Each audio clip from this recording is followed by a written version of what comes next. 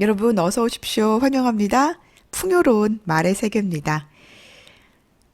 하룻밤 사이에 벌어질 기적을 우리 한번 기대해 볼까요?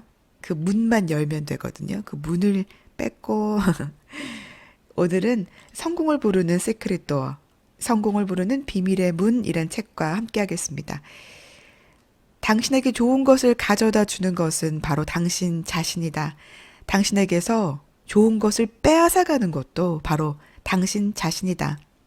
인생 게임은 혼자서 하는 게임이다. 따라서 당신이 바뀌면 모든 상황도 당신에게 맞게 변화하는 것이다. 여러분 이거 이해가 되세요?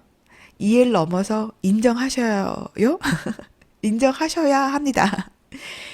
좋은 것을 가져다 주는 것도 다 나 때문이고 내 덕분이고 좋은 것을 다 빼앗아서 나쁜 것이 오는 것도 다 나 때문인 거예요. 이걸 인정하는 것부터 시작하는 게 이 성공학 또는 뭐 끌어당김 이 모든 성공학 책의 공통적인 전제 조건 같습니다.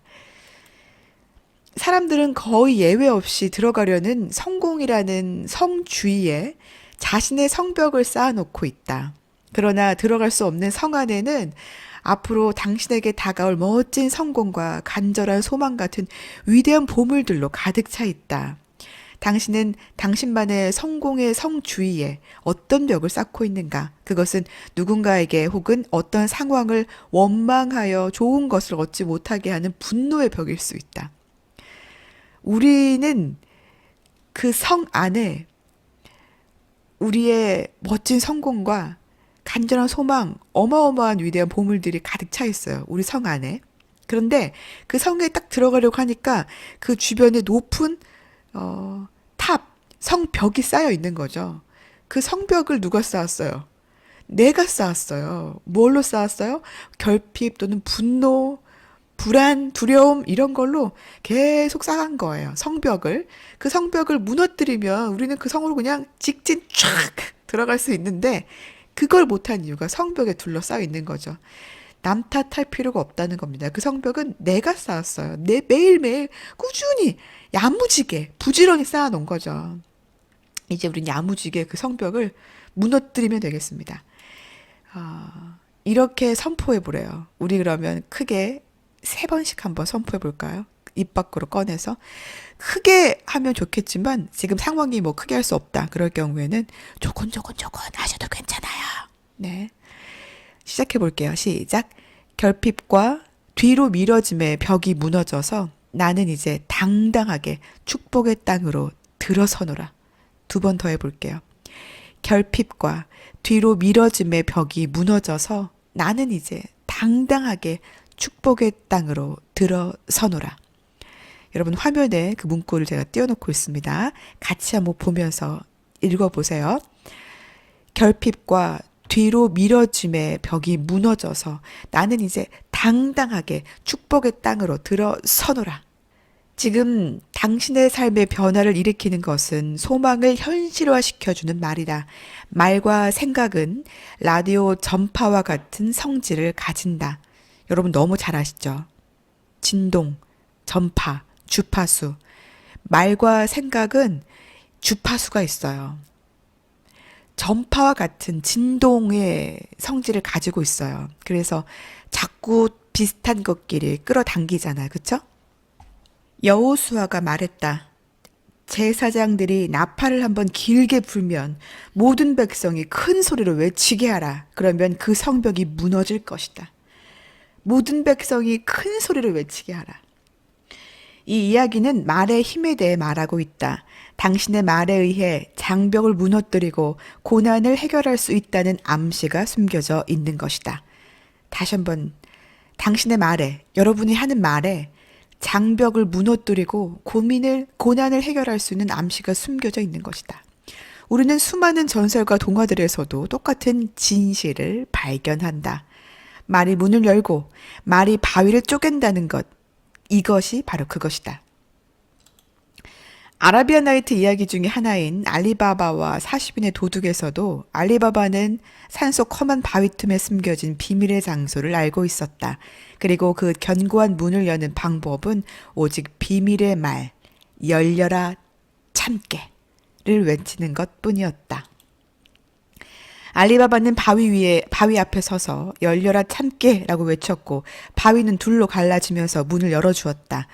올바른 말이 당신의 바위를 깨뜨리고 장벽을 걷어낸다는 점에서 이 이야기는 우리에게 매우 교훈적이다. 자, 이제 우리 입으로 이 선언문을 반복하여 외쳐보자. 결핍과 뒤로 미뤄짐의 벽이 무너져서 이제 당당하게 축복의 땅으로 들어서노라. 여러분 같이 다시 한번 해보세요. 이때는 그냥 글자만 보면서 읽는다는 것보다는 이미지를 좀 상상하시면 좋아요. 정말 그 벽이 무너져 내린다. 손으로 찍어내면서 앞으로 들어서노라. 손도 앞으로 뻗으면서 이미지를 상상하는 것이 뇌에 각인되는 게 훨씬 더 빠르고 깊어집니다. 느껴지잖아요. 이미지는 글자보다는 이미지를 자꾸 만들어냈을 때 우리가 더 잘 느끼고 느껴야지만 비로소 끌어당김이 훨씬 더 빨라진다는 것. 계속 반복해서 우리가 이야기 나누고 있는 부분이죠. 자, 한 번 더 해볼게요. 결핍과 뒤로 미뤄짐의 벽이 무너져서 나는 이제 당당하게 축복의 땅으로 들어서노라. 여기에 집세를 내지 못해 곤란을 겪는 어느 여성의 이야기가 나옵니다. 자, 그 여성의 이야기를 같이 공유해 볼게요. 당장에 돈이 필요했지만 빌릴 수 있는 곳은 없고 막막한 상태였다. 하지만 그녀는 진리를 믿는 사람으로서 자신에 대한 확신을 입으로 외치는 것을 중단하지 않았다. 그리고 그 확신은 곧 그녀의 눈앞에 구체적인 현실로 나타났다. 어느 날 기르던 개가 밖으로 나가고 싶다면서 낑낑거리자 그녀는 줄을 개의 목에 걸고 늘 가던 방향으로 산책을 나갔다. 그런데 이게 웬일인가? 개가 다른 방향으로 가겠다고 줄을 잡아당기는 것이었다. 그래서 그녀는 개를 따라 걸었는데 공원 중간쯤에서 땅에 돈이 떨어져 있는 것을 발견했다. 그 지폐 뭉치를 주워 세어보니 정확히 밀린 방세를 낼 수 있는 액수였다. 그녀는 혹시 돈을 잃어버리고 찾는 사람이 없을까 해서 신문 광고란을 훑어보았지만 그런 광고는 찾을 수 없었다. 더군다나 공원 근처에는 집도 없었다. 지금 당신의 의식 속에서 이성과 지성은 계속해서 이렇게 말하고 있을 것이다. 말 같지도 않은 소리. 무슨 거짓말을 그렇게 터무니없이 꾸며야 되나. 제가 이거 읽으면서 뜨끔했잖아요. 읽으면서 그랬거든요. 무슨 비유를 해도 좀 적당히 해야 되는데. 근데 바로 이렇게 제 마음을 읽고, 네, 우리는 절대적인 선언으로 그렇게 불쾌한 속삭임을 떨쳐내버려야 한다. 예를 들어 이렇게 말해보는 것이다. 겉으로는 불가능해 보이는 예상치 못했던 좋은 일이 이제 나에게 일어나게 될 것이다. 여러분 함께 낭독해 볼까요? 정말 힘있는 말입니다. 겉으로는 불가능해 보이는 예상치 못했던 좋은 일이 이제 나에게 일어나게 될 것이다. 한 번 더. 겉으로는 불가능해 보이는 예상치 못한 좋은 일이 이제 나에게 일어나게 될 것이다. 이러한 선언은 이성적인 생각이 쏟아붓는 주장을 일거에 물리쳐버린다. 예상치 못한 좋은 일이 내게 곧 일어난다. 예상치 못한 좋은 일이 곧 내게 일어난다. 어떤 이성적인 생각도 이 말에 대적할 수가 없다. 당신은 당신의 원수보다 더 현명하다. 당신은 당신의 원수보다 더 현명하다. 원수가 뭐죠? 누구죠? 당신의 사고, 의심, 공포, 그리고 걱정이 바로 당신의 원수다. 여러분의 원수는 당신의 의심, 공포, 사고, 걱정. 압제자 바로로부터 영원히 자유를 찾았을 때 기쁨을 상상해보라. 의식 속에 안전, 건강, 행복, 부유함을 새긴다는 것은 제약으로부터 벗어난 자유스러운 삶을 의미한다. 와, 우리의 의식 속에 건강, 행복, 부유함, 안전, 이게 그냥 새겨져 있어요. 그랬을 때에 우리의 이 자유스러운 삶이란 얼마나 기쁨 그 자체겠습니까? 환희 그 자체겠어요. 이러한 상태는 모든 것이 자연스럽게 우리에게 주어지는 성공한 삶을 의미한다. 인간의 삶은 진동으로 움직이기 때문에 내가 말하는 대로 모든 것이 나에게 주어지게 된다. 성공, 행복, 부유함을 향해 진동을 내보내면 그러한 의식을 상징하는 것들이 우리에게 달라붙게 되는 것이다. 당신 자신이 부유하고 성공적이란 느낌을 가져라. 그러면 어느 날 갑자기 아름다운 선물을 받는 것과 같은 놀라운 일을 경험하게 될 것이다. 게임을 하는 파티에 간 적이 있었다. 게임에서 이기는 사람은 누구를 막론하고 상품을 받게 되어 있었다. 상품은 우아한 디자인의 선풍기였다. 이때가 1930년임을 상기하래. 옆에 보면 선풍기면 대단한 선물이었던 거죠. 참석자 중에는 모든 것을 가졌다 해도 과언이 아닌 부유한 부인도 있었다. 그녀의 이름은 클라라였다. 가난하고 불만을 가진 사람들이 귀를 맞대고 속삭였다. 저 옆에 내가 선풍기를 타지 말았으면 좋겠어. 모든 사람의 시기에도 불구하고 선풍기는 클라라가 상품으로 받았다. 클라라는 걱정을 모르는 부유함을 향해 진동을 보내는 사람이었다. 시기와 분노는 당신에게 좋은 것이 찾아오지 못하게 방해하며 선풍기 같은 상품을 차지하지 못하게 한다. 분노나 시기가 일어날 때 이렇게 외쳐라. 남들에게 베풀어진 축복이 지금은 나에게 그 이상으로 베풀어질 차례이다. 남들에게 베풀어진 축복이 지금은 나에게 그 이상으로 베풀어질 차례다. 그러면 선풍기뿐만 아니라 그 이상의 것들이 당신을 찾아갈 것이다. 당신에게 좋은 것을 가져다 주는 것은 바로 당신 자신이다. 당신에게 좋은 것을 빼앗아가는 것도 바로 당신 자신이다. 인생 게임은 혼자서 하는 게임이다. 따라서 당신이 바뀌면 모든 상황이 그에 맞게 변하게 되는 것이다. 자, 이제 압제자 바로의 얘기로 돌아가 보자. 압제자를 좋아하는 사람은 아무도 없다. 나에게는 리티라는 아주 오래된 친구가 있다. 그녀의 아버지는 매우 돈이 많았고 그녀와 그녀의 어머니에게 생필품, 음식, 옷 등을 마음대로 사게 했지만 사치품은 절대로 용납하지 않았다. 리티는 나와 같이 미술대학에 다녔다. 모든 학생들이 날개 돋친 승리, 휘슬러의 어머니 같은 명작 모사품을 사서 집에 걸어두는 것을 좋아했는데 그녀의 아버지는 모사품을 하등의 가치가 없는 쓰레기라고 혹평하면서 그런 물건을 절대로 집에 들이지 못하게 했다. 그녀는 자신의 방이나 작업실에 모사품이나마 명작 그림을 걸어둘 수 없어서 마음껏 감상하지도 못하는 재미없는 삶을 살고 있다고 생각하게 되었다. 게다가 그녀의 아버지는 내 친구와 어머니에게 이렇게 말했다고 한다. 내 눈에 흙이 들어가기 전에는 그런 물건 사서는 안 된다! 어느 날 누군가가 리티에게 물었다. 넌 언제 외국에 갈 거니? 미술을 공부하는 사람은 거의 모두 외국을 여행하던 시절이었다. 그녀는 망설임 없이 대답했다. 아버지가 돌아가시 전까지는 꿈도 못 꿔. 사람은 항상 제약으로부터 해방되는 날을 고대한다. 자, 이제 부정적인 사고로부터 스스로를 해방시켜보자. 우리는 지금까지의 의심과 두려움, 걱정의 노예였다. 모세가 이스라엘 백성을 압제의 땅 이집트에서 해방시킨 것처럼 우리도 우리 자신을 해방시켜야 하는 것이다. 당신의 압제자 노릇을 해온 생각을 찾아내라. 부정적 생각의 우두머리를 색출해라. 분노는 당신에게 좋은 것이 찾아들지 못하게 한다. 분노를 느끼면 느낄수록 당신은 그만큼 더 분노하게 된다. 당신의 두뇌 속에 분노의 길이 닦이게 되면 당신은 습관적으로 분노의 표정을 짓게 되고 그렇게 되면 당신은 매일 당신을 기다리고 있는 황금의 기회를 스스로 피하거나 놓쳐버리게 된다.